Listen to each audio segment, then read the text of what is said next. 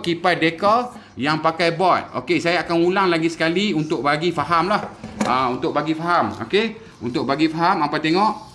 Kipas deka pakai board, dia ada soket. Okey, kita cabut dulu, kita potong wire kuning dengan merah, kita join. Kita join, jangan kacau apa dah. Kita join saja. Lepas tu kita ambil wire orange dengan hitam, kita join. Lepas tu kita join dengan kapasitor.